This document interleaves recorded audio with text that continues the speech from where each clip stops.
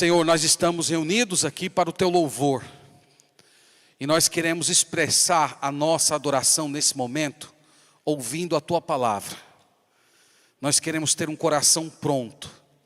Nós queremos ter, Senhor, um espírito quebrantado. Nós queremos ter como uma alma sedenta, pronto a receber do Senhor o pão vivo que desceu dos céus, a água que mata a nossa sede pela eternidade.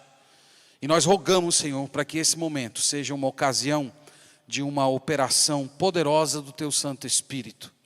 Que o Senhor conceda ao pastor Isaac a graça, o poder na comunicação do Evangelho. E ao mesmo tempo, Senhor, que Tu quebrantes o nosso coração para acolhermos a Tua palavra em amor. Nós pedimos que esse milagre ocorra nesta noite. No nome de Jesus, amém. Deus abençoe.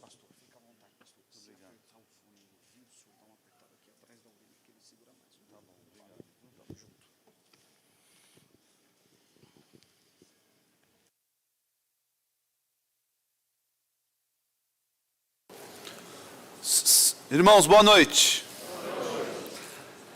Que alegria estar aqui com vocês nessa data festiva. Muito bonito, tudo muito bonito no culto. Espero que Deus se agrade de nós em tudo que estamos fazendo aqui, porque está tudo muito bonito. Meus irmãos, vocês têm rede social? Quantos têm rede social aqui? Bastante gente, hein? Quais aqui estão aqui não sabem o que é rede social? Ou acha que rede social é aquilo que você deita assim, conversa com o irmão do lado assim, é uma rede que você faz um social, ó meu rei, e deita, é uma rede boa. Eu acho que essa é melhor do que a do celular, viu? A do computador, não é não? Não é? Uma rede ali, um irmão, um amigo, um querido, do lado, conversando. Meus irmãos, a rede social nasceu aí por volta em meados dos anos 90. Vieram outras redes sociais que se popularizaram, como o Orkut se popularizou aqui no Brasil, Facebook e o Instagram. Existem outras aí, eu não sei contar. MySpace existiu nos Estados Unidos, agora tem Snapchat, TikTok. Tem rede social para tudo. Qual é o grande problema das redes sociais? Nós utilizamos, vemos lá coisas engraçadas, estudamos, tem coisas informativas, sabemos acerca da vida dos nossos irmãos. O pastor Isaac está lá na Bahia, aqui, postou aqui na rede social. O irmão foi viajar. Nós aprendemos e vemos como os irmãos estão vivendo. O problema da rede social é o seguinte: você só coloca na rede social o que você quer. O que você quer. A rede social, nenhuma rede social transmite a plenitude da realidade. Nenhuma rede social, nenhuma. Quando você briga com seu marido, você coloca na rede social? Coloca? Quebrou as panelas na cozinha, coloca na rede social? Atacou a panela na cabeça do marido. O marido, quando recebe uma ordem, é humilhado no trabalho. O chefe foi lá e humilhou você. Você coloca na rede social? Ninguém faz isso. Ninguém faz isso. Geralmente coloca lá uma frase triste, um versículo bíblico, alguma coisa do tipo, só para representar. Quem faz isso? Porque nós usamos a rede social geralmente para colocar viagens, aniversários, comemorações como esta, momentos de alegria. Por isso que a rede social não transmite a plenitude da realidade. E nós devemos tomar cuidado com isso. Devemos tomar cuidado. Porque a vida na rede social não é uma vida completa. Tampouco a nossa, nem a do irmão, que está colocando ali, ou do nosso parente, do nosso amigo, ou daquele artista que nós seguimos. Outro problema da rede social, apesar do nome, rede social, ela tem o efeito contrário. Ela individualiza a pessoa. Ela exclui, ela deixa a pessoa numa redoma solitária. Por quê? Você na rede social, você escolhe o que você quer ver, e você escolhe quem pode ver coisas acerca de você. E isso vai nos colocando numa posição ainda mais individualizada. Porque nós não interagimos realmente, porque a rede social não é realidade. Aquele curtir que nós damos é bom, é legal, incentiva. Mas aquele curtir não é aquele abraço gostoso. Aquele curtir não é aquela palavra sentada no banco de encorajamento, de exortação. Não é isso. O curtir é legal, é bom, compartilhar é importante, mas não representa a totalidade da realidade. Existem coisas que nós precisamos fazer que prescindem a rede social, que vão além da rede social. Nós não podemos nos fechar e nos colocar dentro desta redoma, dentro dessa meia verdade ou meia mentira, dependendo da sua perspectiva, da rede social. Não podemos. Existe uma realidade aqui fora que deve ser vivida especialmente por nós os crentes. A rede social pode causar um torpor na nossa mente. Por isso que os mais antigos aqui, que nem sabem o que é rede social e preferem aquela rede que balança lá, não tem que lidar com esses problemas. Por quê? Porque viveram. A vida é aqui. A vida não é cliques, curtidas, comentários compartilhadas. A vida real, pesada, justa, ela é aqui. E eu convido você a abrir em Colossenses 3. Colossenses no capítulo 3.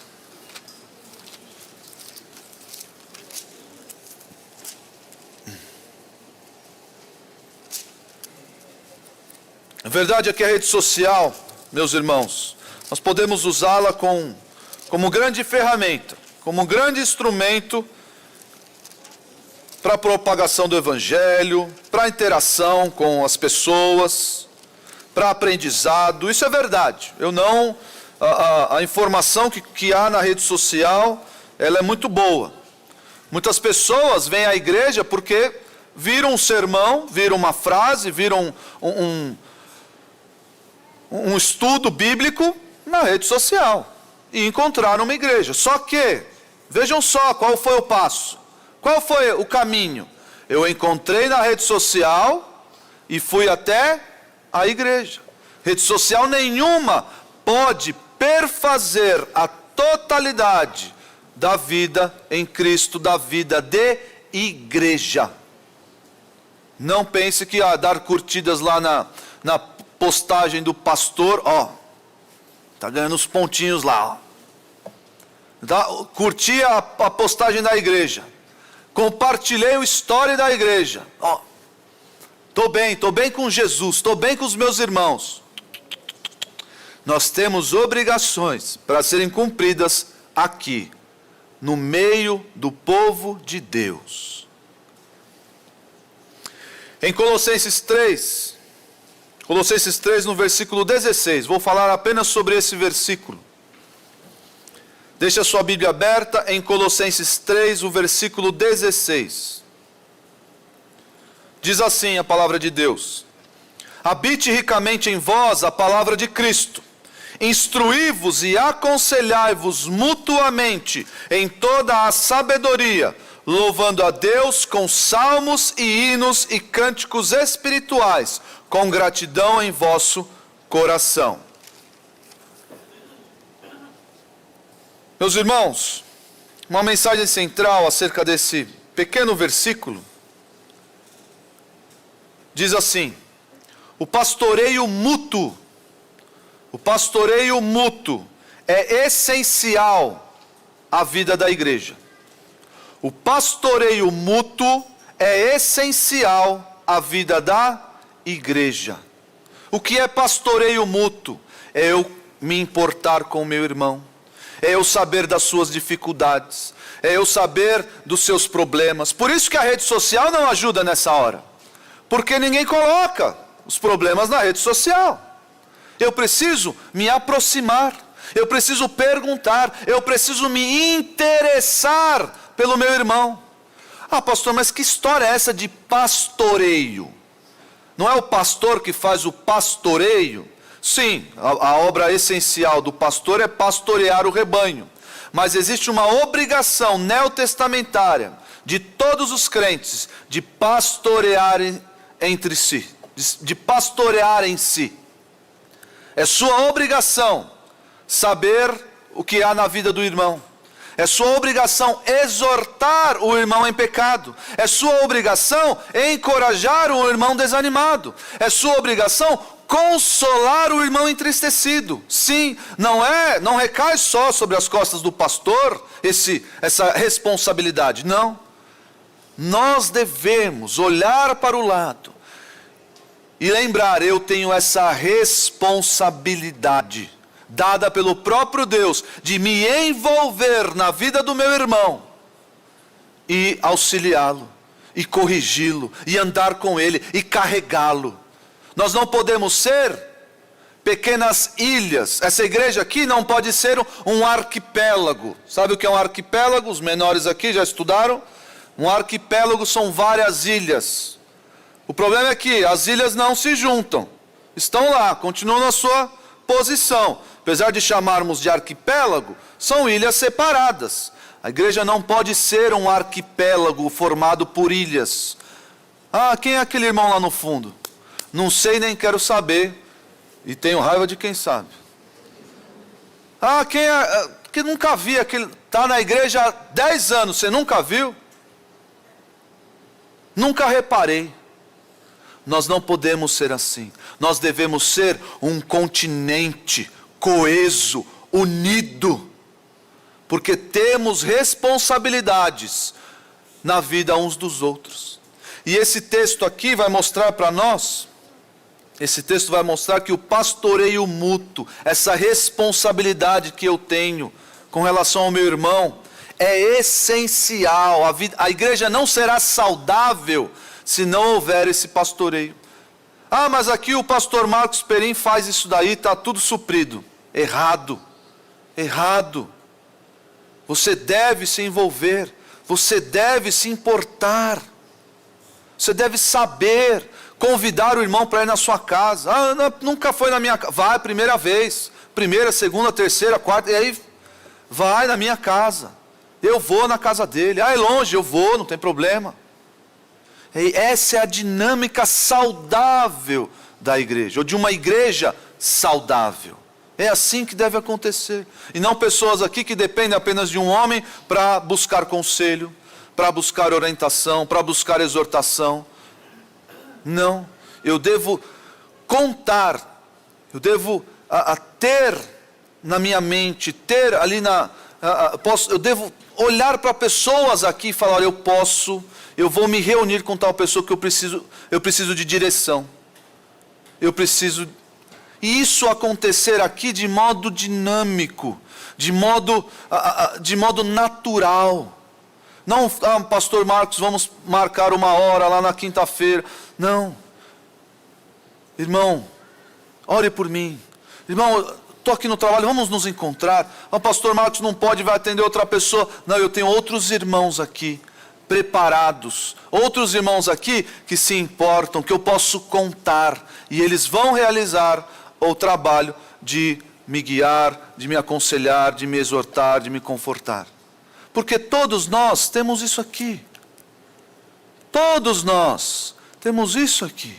E isso aqui é o livro poderoso para mudar as nossas vidas, para mudar as nossas mentes, para mudar os nossos corações e nos colocar no caminho santo e reto. Eu coloquei aqui, dividi para os irmãos, a partir da mensagem central, 2 etapas do pastoreio. 2 etapas. E eu disse que eu ia falar só sobre esse versículo, mas eu menti. Porque eu não vou falar sobre ele todo. Eu vou falar sobre apenas a primeira parte desse versículo. Por que eu escolhi fazer assim? Porque aí os irmãos me chamam outro dia para pregar o resto do versículo.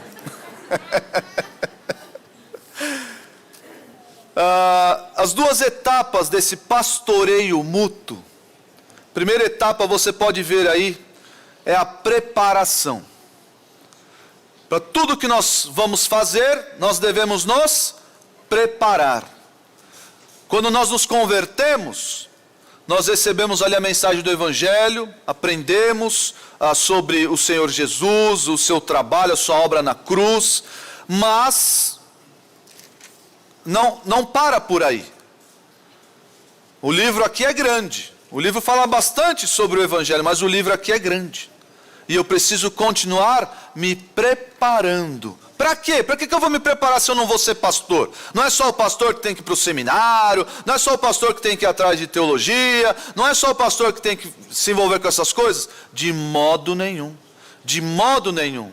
Todos aqui, todos, deveríamos ser teologuinhos, ou mini teólogos. Por quê? Por causa dessa responsabilidade de pastoreio mútuo.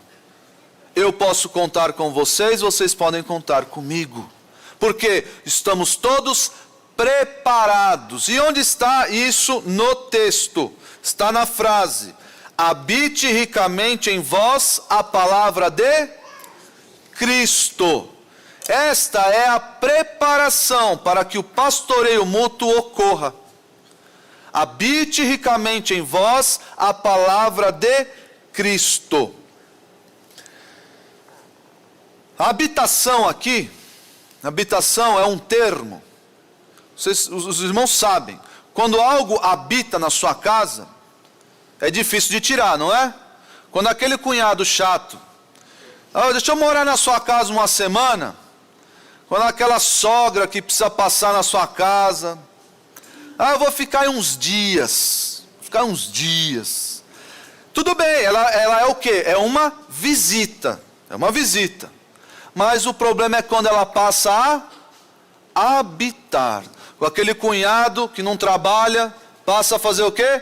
Habitar a sua casa. É assim que a palavra de Deus deve viver no nosso coração, na nossa mente, no nosso conhecimento. Ela deve estar ali para nunca mais sair.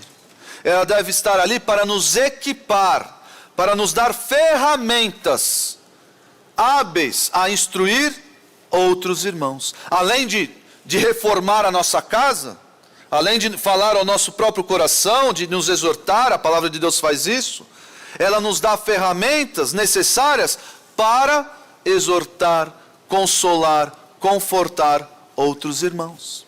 É assim que acontece, quando a palavra habita. Mas habita assim, uns 2, 3 dias. Habita ali um mês. Né? Como é que prossegue o versículo? Habite ricamente a palavra em vós, a palavra de Cristo. Aqui a ideia de transbordar. Já encheram um balde e ele transbordou de água, e a água passou do balde. Essa é a ideia. Você deve transbordar a palavra de Deus. E a ideia aqui de habitação não é só a palavra de Deus em mim, não é só a palavra de Deus me equipando, mas é a palavra de Deus agindo coletivamente entre nós. Quando a palavra de Deus é pregada, quando a palavra de Deus faz morada no nosso coração, as nossas conversas mudam. Os nossos interesses se alinham com os interesses de Deus. Os nossos interesses se alinham com o interesse mútuo de todos. Não existem irmãos pensando divergente. O apóstolo Paulo diz lá em 1 Coríntios 1, versículo 10, pensem concordemente no Senhor. Não há divisões numa igreja em que a palavra de Deus habita ricamente. Por quê? Porque ela transborda na boca dos irmãos, ela transborda no viver dos irmãos, nas atitudes, nas ações, nos pensamentos. A palavra de Deus está transbordando no meio de vós. E é assim que ela deve estar. Nós não podemos negligenciar, meus queridos, o poder e a necessidade que nós temos da palavra de Deus. O crente deve ler, deve se alimentar, deve consumir a palavra do Senhor todos os dias. Todos os dias. Não dá para achar que, todo domingo eu vou lá na igreja, eu ouço a palavra do Senhor e encerrei a cota. Acabou. Tá bom demais. Não. Assim como nós nos alimentamos todos os dias, uns mais, outros menos, nós devemos nos alimentar da palavra do Senhor, de modo que ela habite em nós, e de que modo? Ricamente. De modo que eu tenha a palavra de Deus para dar de sobra. Você precisa de palavra de Deus? Toma. Os irmãos que não sabem, eu também sou advogado. E eu trabalho no escritório já há 15 anos. E o meu chefe é crente. O meu chefe, ele já tem 70 e poucos anos, ele é crente, é irmão em Cristo. E uma das coisas que eu muito admiro no testemunho dele, é que ele em todo lugar, transborda a palavra do Senhor. Todo lugar. É aquela pessoa que fala com o empregado do estacionamento, onde pega o carro, e se envolve na vida dele, e dá um conselho, fala do Evangelho. Sempre na sua boca a palavra de Deus. Como é que está o tempo? Ele transforma isso, consegue transformar isso e levar para uma reflexão. O tempo que Deus controla. É assim, sem vergonha nenhuma, sem problema nenhum. Por quê? Porque a palavra de Deus está constantemente diante dele, no seu coração, na sua vida. Em qualquer lugar, desde falar com o juiz no tribunal, com o desembargador lá no tribunal, até com a faxineira do escritório. Isso é ter a palavra de Deus agindo, a palavra de Deus transbordando, não dos seus bolsos, mas transbordando da sua boca, nas suas ações, em tudo. Abra sua Bíblia em Colossenses 1, vira aí uma ou duas páginas, Colossenses 1, 9.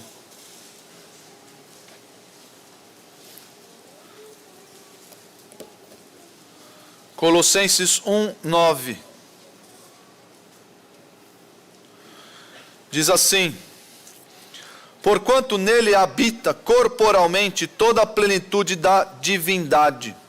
Ué, pastor, não está falando de palavra, mas é o sentido que eu quero trazer da palavra habitar aqui. Eu li o 2, né? Vamos lá, 1, 9. Eu li o 2. Também está anotado aqui. Por essa razão, também nós, desde o dia em que ouvimos, não cessamos de orar por vós e de pedir que transbordeis em pleno conhecimento da sua vontade, em toda a sabedoria e entendimento espiritual. Na própria carta, a própria carta traz esse sentido de transbordar, que é o ricamente, e de habitar, de estar nele. Um crente não é crente se ele não é desejoso pela palavra de Deus. Se você não gosta da palavra de Deus, se você não gosta de ler a Bíblia, avalie bem se você é crente. Eu gosto às vezes de falar assim nesses termos, porque João faz isso na sua carta. João é muito assim, quem odeia os irmãos não é crente. Quem ama o irmão é crente. É assim, é simples assim. E o crente que diz que não ama, tenho dificuldade, não leio a Bíblia, não tem interesse, não está no caminho do Senhor. Está talvez se enganando. Porque além da responsabilidade, o crente tem prazer na palavra do Senhor. Como é que o crente vai saber como viver se ele não conhece a palavra de Deus que o ensina como viver, o que fazer, como pensar, como reagir e como agir? Eu não conheço. 2 de Pedro 3. Vamos caminhar bastante aqui na palavra do Senhor. 2 de Pedro 3, 17. Vamos reforçar a nossa obrigação com relação aos nossos irmãos. Eu preciso me preparar. Eu preciso estar preparado para pastorear o meu irmão. É sua função, sim, pastorear o seu irmão. Não despreze-o, não ignore-o. Não se desvencilhe dessa responsabilidade. 2 de Pedro 3:17. Vós pois amados, prevenidos como estáis de antemão, acautelai-vos. Não suceda que, arrastados pelo erro desses insubordinados, descaiais da vossa própria firmeza. Antes, crescei na graça e no conhecimento do nosso Senhor e Salvador Jesus Cristo. Como é que eu cresço no conhecimento do Salvador Jesus Cristo? Como? Vindo à igreja todo domingo? Não é só isso. Claro, devo vir à igreja todo domingo e ouvir a palavra do Senhor. Estar em comunhão com os meus irmãos e ouvir a palavra do Senhor. Mas eu devo me devotar. Devo ter devocionais junto à palavra de Deus. E isso, meus irmãos, essa preparação vai gerar tantos frutos bons na nossa própria vida e nas pessoas ao nosso redor, dentro da nossa casa, dentro da nossa família, dentro da nossa igreja, dentro do nosso trabalho.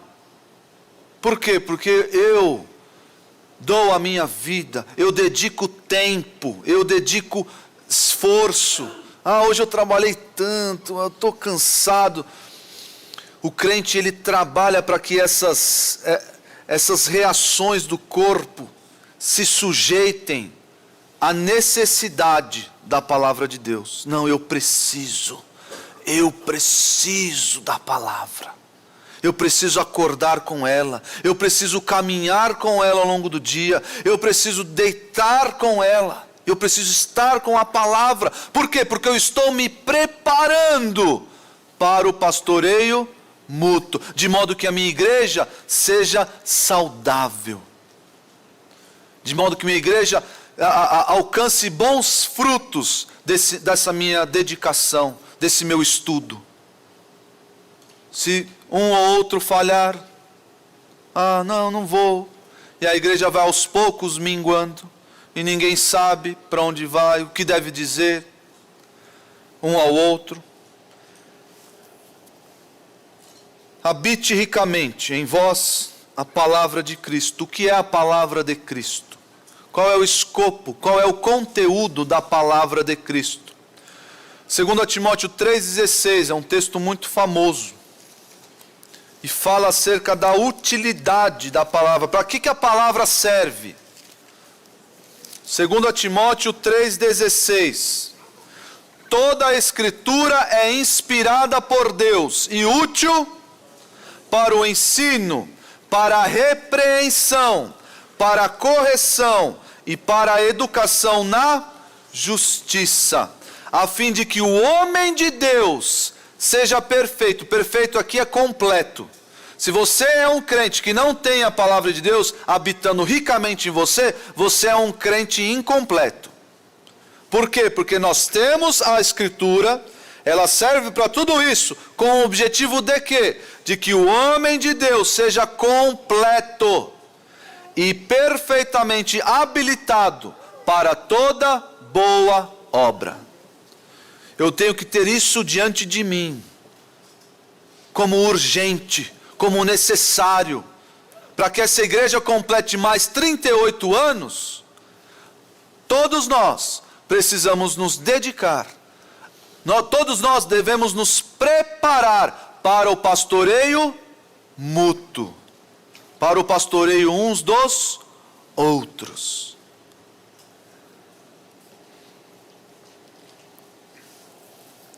Nos Estados Unidos tem um programa, eu não sei se tem no Brasil, eu não acompanho televisão, eu não sei se tem esse programa, mas nos Estados Unidos tem um programa chamado Acumuladores. Já viram esse programa? O pessoal entra lá com a câmera na casa dessas pessoas e não consegue entrar, porque tem mais coisa dentro da casa do que espaço para poder transitar, e sai achando acha lá um carro dentro da casa da pessoa, um carro de 1810, e acha lá coisas assim que... Mas parece que nos Estados Unidos tem isso, né? O brasileiro não tem porque não tem onde pôr, né? Não tem onde guardar. Mas lá nessa cultura abundante, o pessoal vai guardando, e quando chega não tem mais lugar na casa para guardar. As mulheres acho que estão me olhando, é que você não conhece meu marido. Não conhece meu marido, é a oficina dele. Ele guarda lá, guarda ferro velho, guarda ferro de passar quebrado. Um dia eu vou consertar isso aqui, um dia que isso aqui vai funcionar. Isso, não, deixa lá, um dia pode, qual que é a máxima do acumulador? Um dia pode precisar. E passa 1 ano, 2, 3, 4, 5 e nunca precisou. Nós devemos ser os acumuladores do bem. Os bons acumuladores. Do quê? Acumuladores de versículos, acumuladores de doutrina, acumuladores da palavra de Deus. Dentro da nossa casa, dentro do nosso coração, dentro da nossa memória, não pode haver espaço para o pecado, não pode haver espaço para o ócio, não pode haver espaço para coisas ruins, para coisas que desagradam a Deus. Se na nossa casa, se na nossa mente, há abundância de palavra de Deus. Se na sua mente não há, outras coisas vão entrar. Outras coisas vão entrar. Outras ideologias vão entrar. Outros ensinamentos vão entrar. Quem vai fazer a sua cabeça não é o próprio Deus. Quem vai fazer a sua cabeça é o mundo. São as opiniões do mundo. Se a sua casa está vazia, se você não preencheu a sua casa, que é a sua mente, o seu coração, com a palavra de Deus, ou você está suscetível, você está correndo um grande risco de ter a sua mente inundada por lixo. Por lixo. O lixo que o mundo quer que você se alimente. É isso. Além da nossa responsabilidade de preparação, existe esse fator de proteção para nós e para a igreja. Porque se um irmão aqui não enche a sua cabeça, não acumula tesouros na sua mente, não acumula os tesouros da palavra em sua mente, ele traz o que para cá? Traz lixo. E o mundo quer que o lixo entre nessa igreja. É isso que Satanás quer, que o mundo, que o lixo entre nessa igreja. E aí tem uma pessoa que fica criando dissensões. Você viu? Não é bem assim, o pastor Marcos falou, mas não é bem assim. Tem um outro na internet que falou que é assado. É mesmo? E vai minando a saúde dos irmãos. Por isso que todos nós devemos estar comprometidos em nos preparar e acumular dentro da nossa mente, dentro da nossa casa, dentro do nosso coração, a santa palavra de Deus. Vejam aí Mateus 12, 35.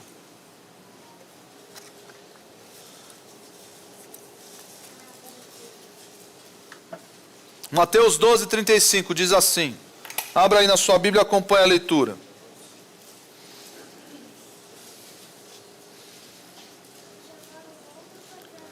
Ou fazei a árvore boa e o seu fruto bom, ou a árvore má e o seu fruto mau, porque pelo fruto se conhece a árvore. Raça de víboras, como podeis falar coisas boas sendo maus? Porque a boca fala o que está cheio o coração. O homem bom tira do tesouro, que tesouro é esse? Coração. O homem bom tira do tesouro, bom, coisas boas. Mas o homem mau, do mau tesouro, tira coisas más. Quando algum irmão aqui precisar de conselho, de consolo, de confronto, o que você vai entregar? O que você tem no seu tesouro para entregar a ele? Coisas boas ou coisas más? Quer ver um exemplo prático? Eu era jovenzinho, devia ter uns 11, 12 anos. E estava ali na igreja, o pastor Marcos Granconato me pegou pela mão, vem cá, vamos ali num velório. Eu nunca tinha ido num velório. Vamos lá num velório. E eu sabia de quem era o velório, era do pai de um amigo meu lá da igreja. E eu passei o tempo todo ali no carro, indo para aquele velório, pensando o que eu vou falar, o que eu vou dizer, o que eu vou transmitir para esse amigo que está triste, enlutado. O que eu vou falar? Não sei. Não havia nada no meu tesouro, nada. E eu cheguei lá, encontrei esse meu amigo aos prantos, muito abatido. Seu pai era novo, morreu com acho que menos de 40 anos, muito novo seu pai. E ele aos prantos, triste. E eu só soube abraçá-lo, porque eu não tinha nada no meu tesouro para entregar a ele. Só que à medida dos anos, os anos foram se passando, e eu conheci um texto bíblico, que diz como eu devo agir nessas situações, o que eu devo falar nessas situações. Eu conheci o texto de 1 Tessalonicenses 4, abra sua Bíblia lá. Se você não conhece esse texto, já deixa aí arquivado na sua base de dados. Deixa aí arquivado, acumulado na sua mente e no seu coração. É um excelente texto para utilizar quando há a morte de um crente. Quando um crente falece, quando um crente morre, você pode e deve, porque o apóstolo diz que nós devemos falar assim, utilizando esse texto. 1 Tessalonicenses 4.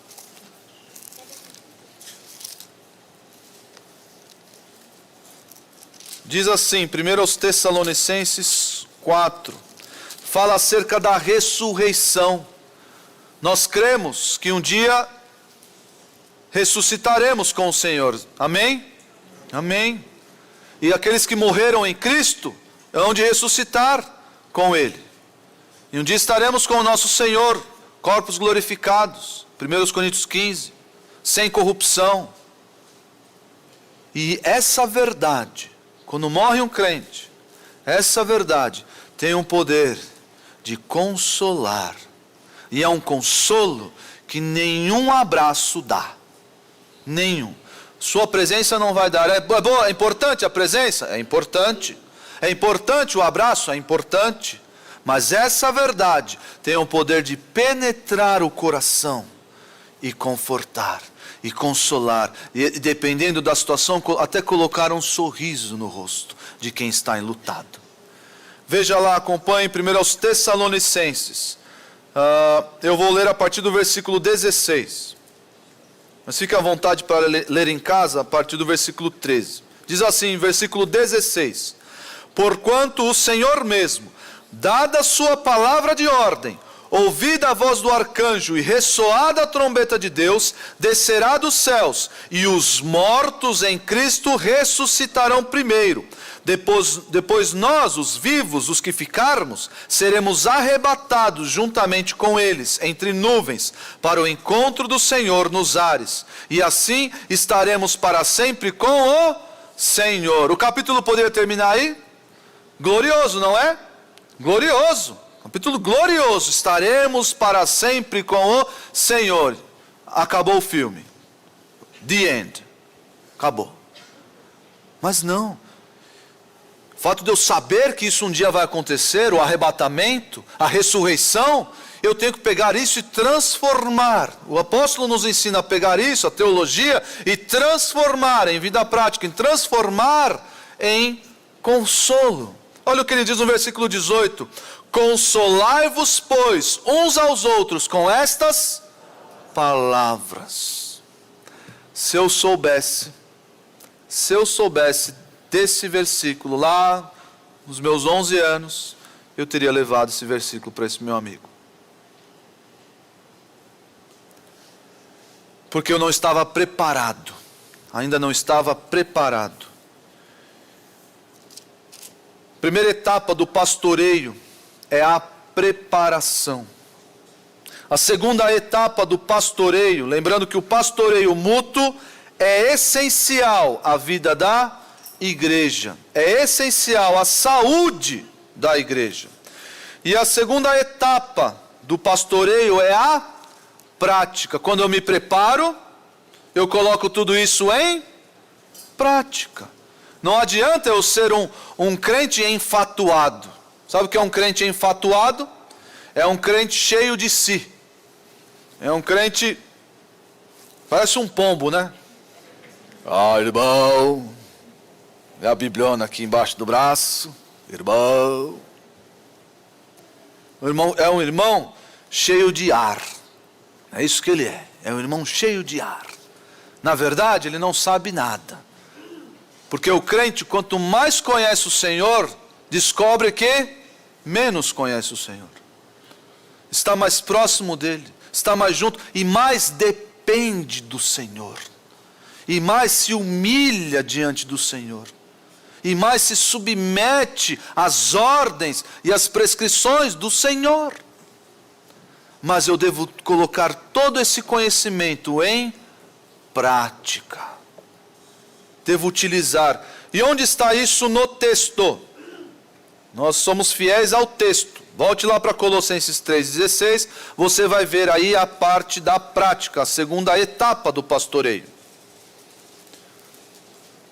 Habite ricamente em vós a palavra de Cristo. Parte da preparação.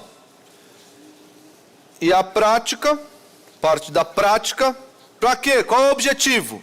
Ensinem e aconselhem-se uns outros com toda a sabedoria. Ensinem e aconselhem-se uns aos outros com toda sabedoria. Ensinar aqui é transferir o conhecimento que você tem. Você sabe da palavra? Ensine, fale da palavra. Transmita conhecimento. Ensine os outros. Você sabe acerca de doutrinas? Ensine os irmãos acerca dessas mesmas doutrinas. Você conhece os versículos que falam da soberania de Deus? Fale desses versículos para os seus irmãos. Ensine os seus, transfira o conhecimento que você obteve e entregue aos irmãos. Veja isso lá no capítulo 2 de Colossenses, versículo 7. Virem uma página.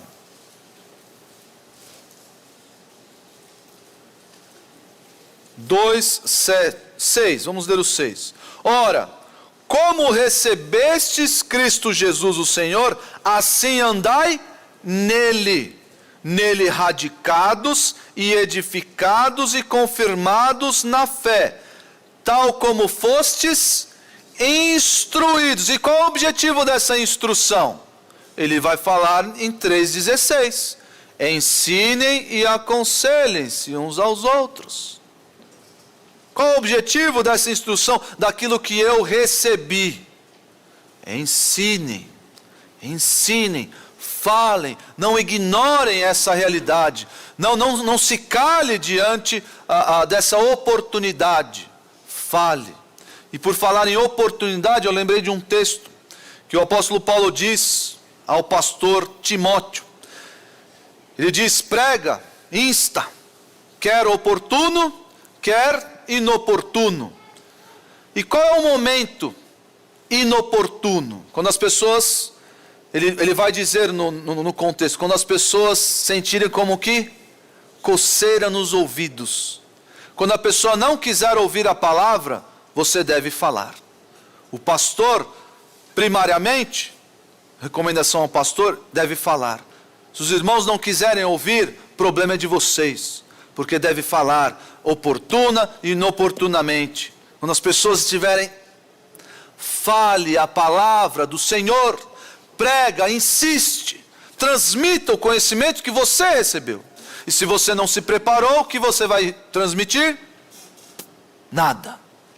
Eu chamo lá, tem um grupinho dos adolescentes, eu falo que eles não podem ser crentes ocos. Crente oco. Já viram um objeto oco? Pega um vaso de porcelana oco. Ele se quebra com facilidade? se quebra com facilidade. Eu ver um ovo oco. As mulheres talvez façam aqui receitas. Eu tentei fazer uma vez, fazer um furinho no ovo e tirar o conteúdo dele. Acho que demorou uns 10 ovos para eu conseguir. Mas o que acontece quando um ovo está oco? Ele se torna frágil. Pode quebrar com qualquer movimento. Assim é com um crente oco, que não tem a palavra de Deus dentro da sua cabeça, dentro da sua memória, dentro da sua vida, dentro do seu coração. Ele é um crente fraco, é um crente oco. E nós não podemos ser assim. Estamos suscetíveis a quebrar. E quebrar não só a nossa vida, mas a vida dos nossos irmãos, a vida daqueles que estão ao nosso redor, na nossa família. Por quê? Porque não acumulei tesouros dentro de mim. Essa responsabilidade não é exclusiva dos pastores, irmãos. Ensinar não é responsabilidade exclusiva dos pastores. É sim função precípua dos pastores. Os pastores devem ensinar. Compõe ali a função deles, o ensino. O ensino é a oração. Mas é também, à luz de outros textos que nós vamos ler, responsabilidade dos irmãos. Vejam aí Romanos 12, 7. Romanos 12, 7.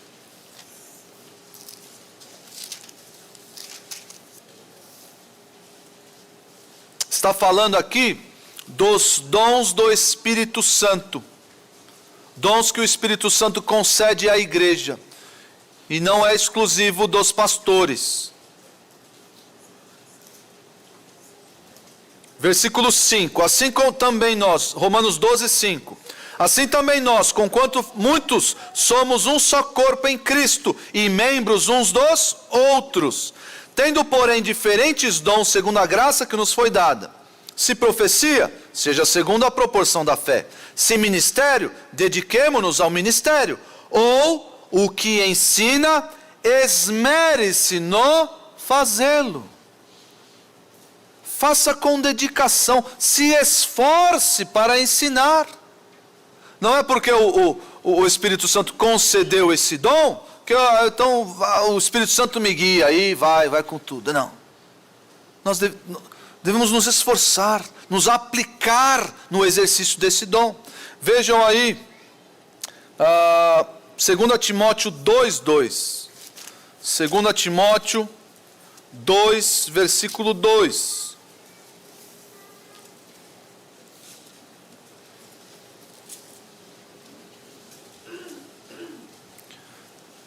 Aqui está falando de preparação de obreiros, de homens, de pastores, de mestres. Tu, pois, filho meu, fortifica-te na graça que está em Cristo Jesus. Paulo a Timóteo. E o que de minha parte ouviste, através de muitas testemunhas, isso mesmo, transmite a homens fiéis. Ok, responsabilidade do pastor. Pastor é responsável por treinar outros homens. E também idôneos para quê? Qual o objetivo dessa instrução, pastor a homens? Para que esses homens instruam outros. E assim o conhecimento seja propagado. O conhecimento da palavra seja propagado entre todos. Aconselhem-se, eu gosto muito dessa palavra aqui, nutetel. A palavra aqui, a tradução, a ideia dessa palavra é colocar a mente no lugar. Qual o objetivo da prática? Ensinem e aconselhem-se uns aos outros. Aconselhem-se é colocar a mente no lugar. Você já conversou com uma pessoa que parece que ela não está pensando direito? Já conversou? Já falou com uma pessoa que de onde você está tirando essas ideias? Geralmente pessoas que utilizam a própria palavra para justificar os seus pecados. Já viram gente assim? Você já fez isso? Parece que a pessoa não está com a mente no lugar certo. Não, como assim? O que você está dizendo? Você está usando a palavra para justificar o seu erro? Não, meu irmão. É o meu objetivo fazer o quê? Aconselhar você, colocar a sua mente no lugar certo. no caminho devolver a você a sanidade, porque parece que você enlouqueceu. Esse é o objetivo, ensinar, transmitir e aconselhar. Colocar a mente do irmão faltoso no lugar certo. Não é assim que se procede, não é assim que se pensa, não é assim que fala, não é assim. E a palavra de Deus mostra isso, isso e isso. Vejam aí o texto de 1 aos Tessalonicenses. 1 aos Tessalonicenses 5,14.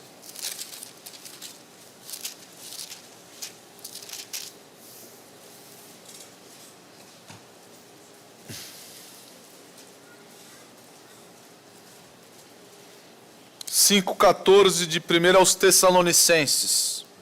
Exortamo-vos também, irmãos, a que admoesteis os insubmissos. Essa é a ideia. Uma pessoa insubmissa, ela tem a cabeça no lugar? Não. A pessoa insubmissa, ela quer criar confusão. Ela acha que ela tem a razão. E qual é o nosso objetivo? Admoestar os insubmissos. Colocar a sua mente no lugar. Consolar os desanimados, amparar os fracos e ser longânimos para com todos. É isso que nós devemos fazer. Nós devemos, por isso, irmãos, por isso que não dá para sermos um arquipélago de pessoas. Tá lá aquela ilha lá, porque nós precisamos ver e detectar pessoas que não estão com a cabeça boa, não estão pensando certo. Preciso ver, preciso conhecer, preciso conversar. Irmão, não é bem assim. A palavra de Deus diz outra coisa, diz de outra maneira. E assim nós vamos. É mesmo, irmão? Eu não sabia. Estou ensinando e instruindo. Aconselhando, irmão. Não sabia. Está aqui, pronto. E assim nós vamos compartilhando aquilo que nós recebemos na nossa preparação. Porque a segunda parte do pastoreio é a prática. A primeira etapa é a preparação, a segunda é a prática. Com toda sabedoria. Por que ele não diz com toda a palavra de Deus? Eu acho legal essa construção lá de Colossenses 3. Habite ricamente em vós a palavra de Cristo. Ensinem e aconselhem-se uns aos outros com toda a sabedoria. O que é sabedoria? Nós sabemos o que é o princípio da sabedoria, não sabemos? É o temor do Senhor. Mas o que é sabedoria? Eu costumo definir sabedoria como saber viver. E saber viver a partir do temor do Senhor. É assim que o crente faz. Ele sabe viver a partir do temor do Senhor, porque é o princípio da sabedoria. E nem todos nós sabemos viver. Nem todos nós sabemos a plenitude do que devemos fazer nesta vida. Os jovens aqui sabem como devem se comportar quando forem casados? Os jovens aqui sabem qual faculdade escolher, qual melhor faculdade escolher? Os jovens aqui sabem qual profissão é boa e é ruim? Se não houver essa interação entre nós não saberemos o que fazer. Nós não estaremos aptos a nos aconselhar e ensinar com toda a sabedoria. Não vai dar certo. Não vai dar certo. Eu lembro até hoje, lá na igreja, fizemos uma reunião de homens com os jovens. Eu devia ter ali uns 14 anos. Eram os homens e os jovens da igreja. Fizemos uma reunião, um bate-papo, uma conversa. E aí nós fazíamos perguntas, eles respondiam, tal. E fizeram uma pergunta lá para um homem que nós julgávamos ser muito bem sucedido. E ele era formado em administração de empresas e trabalhava numa grande empresa lá. E ele falou o seguinte: se eu puder dar um conselho para vocês, à luz da minha vida, à luz do que eu vivi, não façam administração de empresas. Todos nós, parece tão bem sucedido. Foi porque assim, eu já perdi o emprego. E eu não posso, como, por exemplo, um advogado, abrir um escritório lá na rua, lá, colocar uma placa, ó, advogado, telefone tal, causas cíveis, trabalhistas, criminais, faço de tudo, contábeis, faço trabalho para o amor, o que você quiser, amarro Satanás, faço o que você quiser, coloca uma placa lá. Ah, vende bala, vende doce, coloca lá a placa. Eu não posso fazer isso, porque a minha profissão não tem essa possibilidade, administrador de empresas. Eu tenho que sair procurando um emprego. E eu fiquei com aquilo, fiquei com esse conselho dele. Nossa, interessante, não sabia. Eu não sabia. Não sabia. E se não houvesse essa interação na igreja de Deus, eu nunca ia saber. Nunca ia saber. Cheguei para o pastor Marcos Granconato, no gabinete dele eu deveria ter uns 17, 18 anos. Pastor Marcos, eu quero ser militar. Nada contra. Eu queria muito ser militar. Muito, muito. Achei uma carreira lindíssima, lindíssima. Pastor, quero ser militar do exército ou da aeronáutica. O pastor Marcos olhou para mim, fez aquela cara, os irmãos conhecem, né? Olhou assim por cima do óculos. Eu não sei se ele já tinha planos para mim ali na igreja. E ele me deu um livro. Introdução ao estudo de direito. Ó, tá. Lê esse livro aqui, ó. Lê esse livro. Sabe o que você tem que fazer, Isaac? Estude direito e preste concurso. Faça isso. Me dê um conselho assim. Eu me apaixonei pelo direito, li o livro, um livro antigo, de Miguel Reale, e fui fazer direito. Ele me desviou do meu sonho de ser militar. Tudo bem, vou fazer direito. Vou fazer direito. Quero ser delegado da Polícia Federal. Meu Deus, aqui é Polícia Federal. Quero ser delegado. Eu conheci a minha esposa. No primeiro ano de faculdade. Ela era da mesma igreja. Nós começamos a namorar. E eu falei para ela, eu quero ser delegado da Polícia Federal. Ela meio receosa, né? Não, tudo bem, vamos conversando. Tem muito tempo ainda. Até a gente casar, a gente revê isso daí. Veio um irmão, passou no concurso da Polícia Federal. Foi encaminhado lá para a fronteira de Roraima com a Venezuela. Eu ia falar fronteira de Roraima com Acre. É tudo ali, né? Foi encaminhado lá para a fronteira lá com a Venezuela. Chegou lá. Os agentes que iam trabalhar com ele disseram assim, doutor, o esquema aqui é o seguinte. Os irmãos entenderam, né? O esquema aqui é o seguinte. E ele crente com filhinha pequena, esposa, se mudou para lá. Chegou lá, o esquema aqui, falou, eu ia ficar riquíssimo. Eu ia ficar podre de rico. Com esquema de entrada de drogas, né? E ele fazendo, ele só precisava fazer vista grossa, só precisava falar, passa aí, é só isso que ele precisava fazer. Ia ficar riquíssimos, sendo financiado pelo tráfico de drogas, mas ele era crente no Senhor. Ficou um mês tentando pedir transferência, porque ele não podia denunciar o esquema. Se ele denunciasse o esquema, o que ia acontecer? Ele, sua esposa, sua filhinha recém-nascida. Um mês tentando pedir transferência, não conseguiu, pediu exoneração. E eu fiquei sabendo dessa história antes de concluir o curso de Direito. E o meu sonho de ser delegado da Polícia Federal...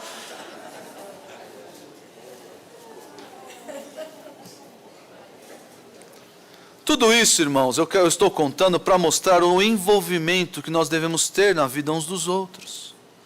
Nós não vamos descobrir essas coisas nunca, se nós não nos envolvermos.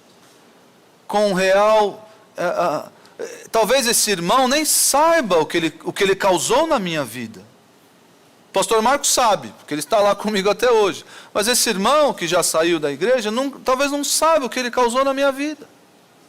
Mas nós devemos nos envolver, nos aconselhar, falar, sempre à luz da palavra de Deus, sempre à luz do bom conselho, da boa sabedoria que advém da palavra de Deus. Nós devemos fazer isso. O que o mundo está querendo causar nas pessoas com rede social é isso. É transformar a nossa vida, é virtualizar a nossa vida. E a vida virtualizada é uma mentira, porque é uma meia vida. Não contempla toda a realidade. Por isso nós precisamos abraçar os nossos irmãos de modo legítimo, de modo real, de modo constante. Essa é a prática do pastoreio mútuo.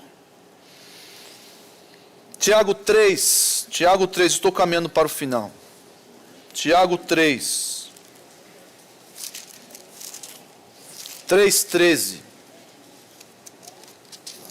Tiago 3:13. Olha só o saber viver da sabedoria aqui.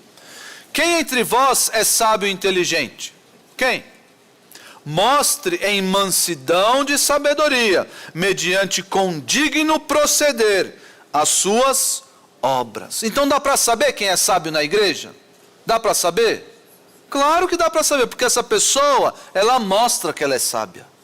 Ela mostra pelo seu procedimento, por sua conduta, por sua postura. Ela mostra que é uma pessoa sábia e deve ser consultada, deve ser procurada para que nós alcancemos sabedoria. Porque Deus usa essa instrumentalidade das pessoas. Nós nos usa como instrumentos nessa dinâmica eclesiástica. Versículo 17, aí de Tiago 3 ainda. A sabedoria, porém, lá do alto é primeiramente pura, depois pacífica, indulgente, tratável, plena de misericórdia e de bons frutos, imparcial, sem fingimento. Essa é a sabedoria que nós devemos fomentar no nosso meio, colocar em movimento no nosso meio. Os jovens que estão aqui devem procurar conselho nos mais velhos. Sim. O jovem geralmente acha que sabe tudo, né? Tem uma fase que meus pais não sabem de nada. Sabem de nada. Mas os jovens que estão aqui devem se aproximar. Tem uma rodinha lá de senhores. Eu vou chegar lá, eu vou ficar quietinho no meu lugar. Só recebendo. As moças, existe uma responsabilidade que Paulo aponta em Timóteo. As irmãs mais idosas devem ensinar as mais novas a quê? A serem boas donas de casa. Olha só, responsabilidade de pastoreio mútuo. Se as mais idosas não ensinarem as mais novas, que tipo de família vai nascer? Como é que nós vamos encontrar boa estrutura para casar os nossos jovens? Essa é a dinâmica da igreja. É a prática do pastoreio mútuo. Mensagem central. O pastoreio mútuo é essencial à vida da igreja. Vamos todos falar juntos? O pastoreio mútuo é essencial à vida da igreja. Duas etapas desse pastoreio: a preparação e a prática. Eu quero terminar lendo um texto de Romanos 15:14. Romanos 15:14. Quero ler com os irmãos esse texto. Eu sei que as versões divergem, mas tem alguém colocando o texto aqui, né? RA, esta mesma que eu tenho aqui. Vamos todos acompanhar a leitura, vamos ler todos juntos. Romanos 15, o versículo 14. Acompanhe a leitura. Se você não enxerga aqui no telão, veja aí se você tem uma revista atualizada. Vamos todos ler juntos Romanos 15, 14 e assim terminar. Todos. E certo estou, meus irmãos, sim, eu mesmo, a vosso respeito, de que estáis possuídos de bondade, cheios de todo conhecimento, aptos para vos admoestardes uns aos outros. Vamos orar. Senhor nosso Deus, muito obrigado, ó Deus, muito obrigado, Senhor, porque temos tudo que precisamos para viver uma vida plena no Senhor. Nós temos a Tua palavra, nós temos o Senhor e nós temos uns aos outros, o Teu povo santo, comprado por preço alto, que nós não podemos desprezar, que nós não podemos diminuir. Ó Deus, impeça que isso aconteça nessa igreja. Concede a esses irmãos um envolvimento ainda maior, um envolvimento ainda mais estreito. Concede a esses irmãos um conhecimento grande da Tua palavra, um conhecimento que se revela na prática, no procedimento. Faça isso, ó Deus, nós te suplicamos, porque sabemos que essa é a Tua vontade, revelada na Escritura. Nós te louvamos por esses 38 anos da Igreja Batista Regular em Pituba, e te suplicamos graça, misericórdia, para que ela complete 380 anos. Na verdade, ó Deus, o nosso desejo é que Tu venhas nos buscar. Hoje ainda, se possível, ó Deus. Mas enquanto estamos aqui, nós te agradecemos e pedimos capacitação para realizarmos a obra que o Senhor designou para nós. Mantenha essa igreja firme na sã doutrina, firme no convívio santo, firme na palavra. Em nome de Jesus que nós pedimos. Amém.